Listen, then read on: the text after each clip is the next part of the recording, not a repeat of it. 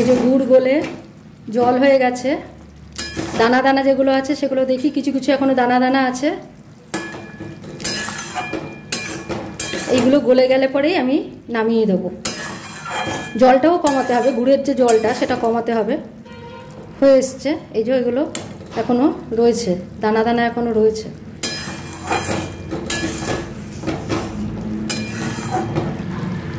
এখন আমি গুড় আম করব, তার জন্য প্রথমে কড়াতে আমি একটু শুকনো খোলায় এখানে 2 চামচ মতো 5 ফোড়ন বেটে নেব, আর ভেজে নেব। 2 চামচ 5 ফোড়ন ভেজে নেব, আর মৌরি 1 চামচ মতো আরও দিয়ে দেবো।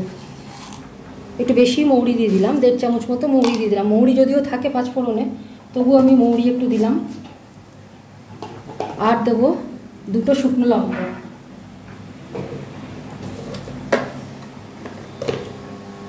দুটো দিয়ে দিচ্ছি শুকনো লঙ্কা। এগুলো শুকনো খোলায় ভেজে নিয়ে গুঁড়ো করে নেব।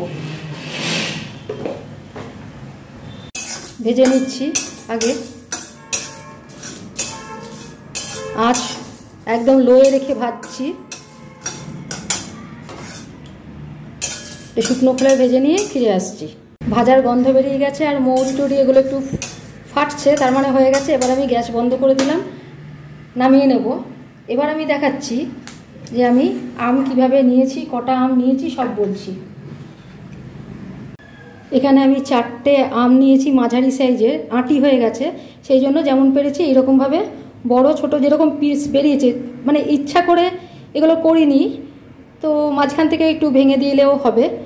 আর প্রথমে আগে খোসা শুদ্ধ ধুয়ে নিয়েছি, ধুয়ে নিয়ে তারপরে জল ঝরিয়ে নিয়ে খোসা চেঁচে নিয়েছি, নিয়ে তারপরে এইভাবে কাটা হয়েছে, কারণ আঁটি হয়ে গেছে। আমি দেখাচ্ছি, এই যে 4টে আম আঁটি হয়ে গেছে, এইভাবে তো নেওয়া যায় না, তাই যেভাবে পেরেছি নিয়েছি।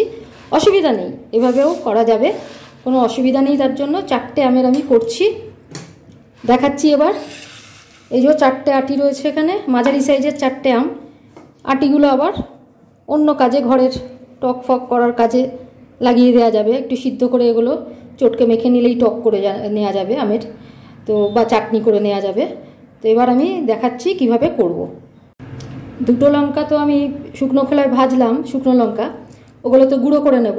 আর এছাড়াও 2টো শুকনো লঙ্কা নিচ্ছি, এগুলো পিস পিস করে কেটে আমি ভাজবো, সেগুলো দেখাচ্ছি। কড়া আবার বসিয়ে দিয়েছি, এবার তাতে তেল দেব, তারপরে কি করছি দেখাচ্ছি। কড়াতে একটু বেশি পরিমাণে তেল নিয়েছি, তেল এখনো গরম হয়নি, একটু গরম হোক তারপরে দেখাচ্ছি কি করছি। এবার এতে আমি, তেল গরম হয়ে গেছে, আমের টুকরোগুলো ছেড়ে দিলাম। 1 ফোঁটা কিন্তু এতে জল থাকবে না, যার জন্য একদম খোসা সহ ধুয়ে নিয়ে তারপরে জল মুছে নিয়ে তারপরে এগুলো দিয়েছি। এইবার আমি এর মধ্যে কেটে নিচ্ছি, আঁচ বেশি বাড়িয়ে রাখিনি। এইবার আমি এর মধ্যে এই 2টো লঙ্কা কুচি কেটে নিয়েছি টুকরো করে, এগুলো দিয়ে দিচ্ছি। আগে দিলাম না, আগে দিলে পুড়ে যাওয়ার চান্স থাকে, আর অত বেশি ঝাল না বেরোলেও হবে। আমার ভাজা নিয়ে কথা, গন্ধ ঝাল দুটোই এরপরে আসবে। এবার আঁচটা আমি একটু বাড়িয়ে নিচ্ছি। কেউ ইচ্ছা হলে এটা চিনি দিয়েও করতে পারেন, আমি তো সুগার রয়েছে, আমি তো চিনি দেবো না। চিনি কি একদমই খাই না? নিশ্চয়ই খাই, কিন্তু এই আচার ফাচার এইগুলোতে, আচার টাচার জিনিসগুলোতে ঠিক দিই না। আর এইভাবে একটু ভেজে নিলে কি হবে, একদমই নষ্ট হবে না কখনো। মিষ্টি আচার তো, সেই জন্য একটু ভেজে নিচ্ছি। খুব বেশি ভাজবো না, জাস্ট একটু গরম করে নিলাম। এবার এতে আমি দিয়ে দিচ্ছি গুড়। এখানে আমার প্রায় 350 মতো আম আছে, আর এই গুড় আমার ডেলা গুড়, বড় বড় ডেলা গুড়, তো একটু কেটে কেটে ছোটো সাইজ করে দিয়ে দিচ্ছি। এখানে আমার যে যার নিজের টেস্ট অনুযায়ী করবেন। এখানে আমার 4টে ডেলা আমি নিচ্ছি, তাতে তো আরামসে 250 মতো 300 মতো তো হবেই। আরও আমি গুড় দেবো, দেখাচ্ছি। এইরকম বড় বড় সব গুড়ের ডেলা, এটা কিছুটা কেটে নিয়েছি, এই যে কেটে নিয়েছি, এই যে এত বড় বড় গুড়ের ডেলা, এরকম আমি 4টে নিচ্ছি। আশা করি 4টে লাগবে না, তো যাই হোক 3টে নিয়েছি, সরি 3টে নিয়েছি, যদি আরও লাগে তখন দেখা যাবে। আমটার কতখানি টক তার উপরে এগুলো নির্ভর করে। এই যে গুড় গলে জল হয়ে গেছে, দানা দানা যেগুলো আছে সেগুলো দেখি, কিছু কিছু এখনো দানা দানা আছে। এইগুলো গলে গেলে পরেই আমি নামিয়ে দেবো। জলটাও কমাতে হবে, গুড়ের যে জলটা সেটা কমাতে হবে। হয়ে এসছে, এই যে এগুলো এখনো রয়েছে, দানা দানা এখনো রয়েছে।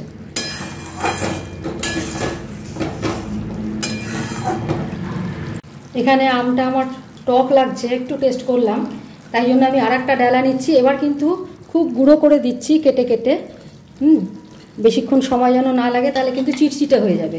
চিটচিটে হওয়াটা পছন্দ করব না, যাতে এরকম লিকুইড থাকে সেটাই দেখব, সেই জন্য এইভাবে করে নিলাম। পুরোটা কাটা হয়নি, পুরোটা কেটে আমি দিয়ে তারপরে ফিরে আসছি। আমার হয়ে গেছে আমের আচার, হাফ হয়েছে, অর্ধেক অর্ধেক। এই কারণে বলছি এবার আমি গ্যাস বন্ধ করে নামিয়ে নেব, এক ফোঁটাও তো জল নেই, আর গুড়গুলোও গলে গেছে। একটু এরকম গ্রেভি গ্রেভি রাখবো, যদিও টেনে নেবে মানে ঠান্ডা হলে পরে। এবার আমি এটা নামিয়ে নিচ্ছি, আর মশলাটা বেটে এটা ঠান্ডা হয়ে যাওয়ার পর আমি মেশাবো। এখনই কিন্তু এটা আমি মেশাবো না, দেখাবো সেটা। এখন আমি আপাতত নামিয়ে রাখছি, এটাকে গ্যাস বন্ধ করে দিয়ে নামিয়ে রাখছি, আর গরমে রাখবো না। মশলাটা আমার গুঁড়ো করা হয়ে গেছে। এই গুঁড়োটা কিন্তু একদম মিহি গুঁড়ো হবে না, একটু খিচখিচে গুঁড়ো হবে। আর ওদিকে আমি ওটা ঠান্ডা করতে বসিয়েছি, ঠান্ডাও হয়ে গেছে। এবার এটা আমি মিশিয়ে দেবো। আমার আচারটা এবার ঠান্ডা হয়ে গেছে একদম। এইবার আমি পুরো মশলাটা মিশিয়ে দিচ্ছি।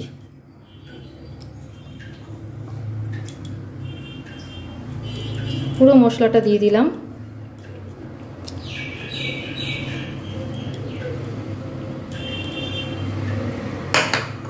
শুকনো একদম, একটু গ্রেভি গ্রেভি আমার ভালো লাগে।